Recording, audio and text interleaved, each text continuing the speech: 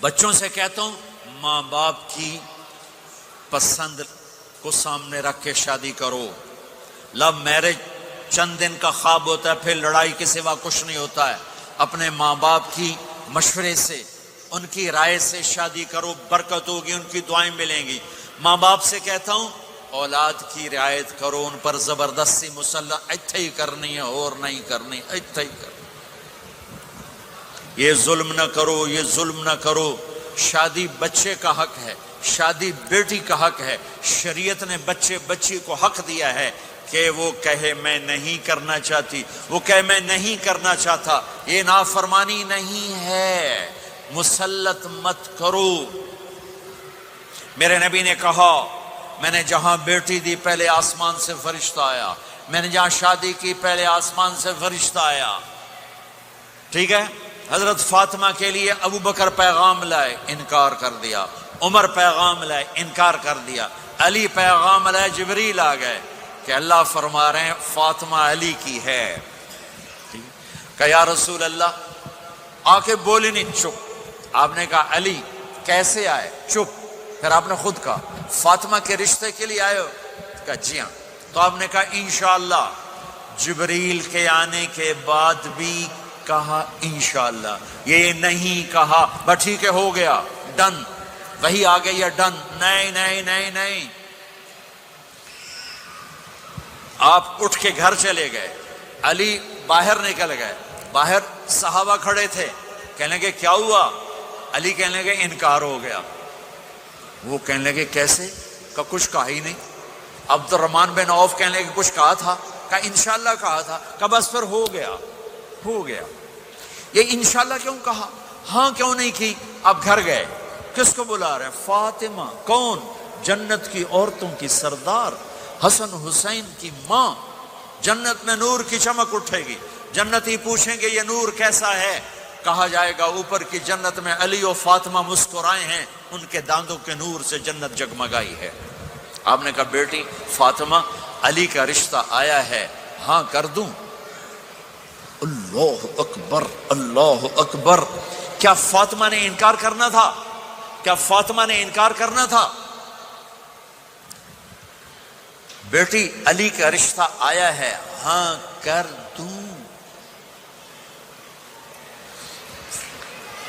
بیٹی فاطمہ ہو، رشتہ علی کا آیا ہو، اوپر سے جبریل آ چکا ہو، باپ محمد مصطفیٰ صلی اللہ علیہ وسلم ہوں، اور پھر وہ جا کے پوچھیں ہاں کر دوں.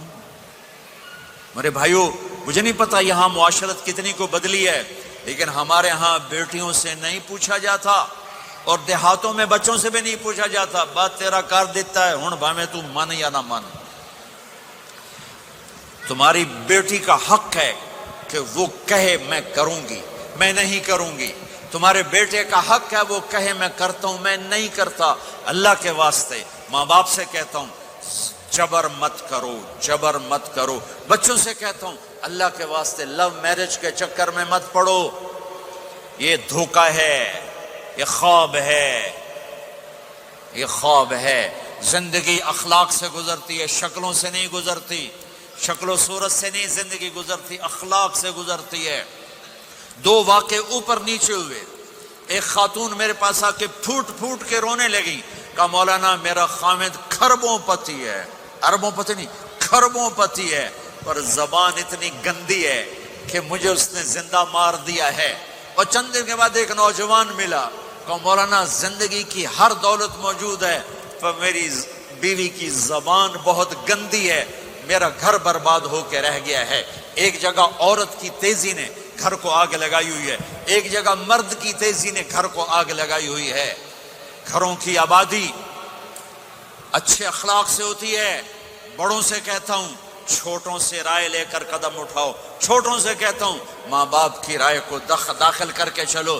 اگر دونوں میں اختلاف ہوتا ہے تو ماں باپ سے کہتا ہوں اپنے بچوں کی رائے کو ترجیح دو. زندگی انہوں نے گزارنی ہے. یہ میرے نبی کی ایک پاکیزہ خوبصورت زندگی ہے.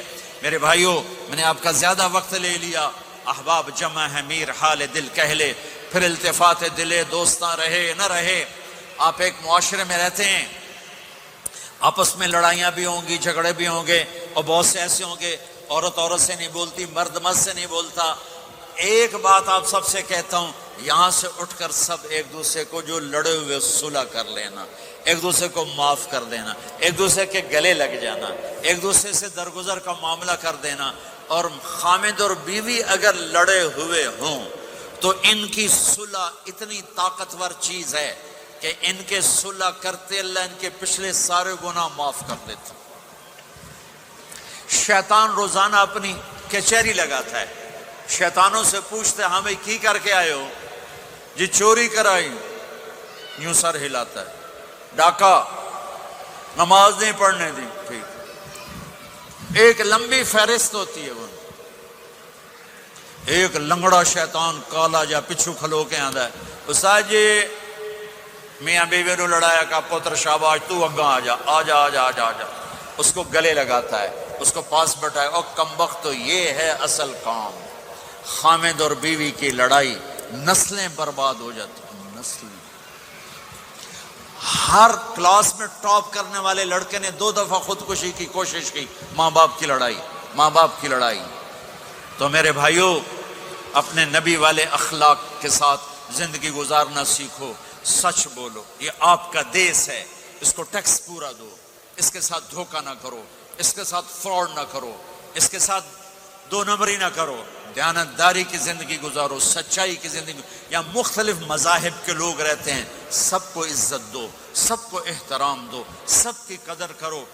کون اللہ کے ہاں سہاگن ہے یہ تو موت کے بعد پتہ چلے گا، لیکن تمام کو احترام دو، تمام کو عزت دو۔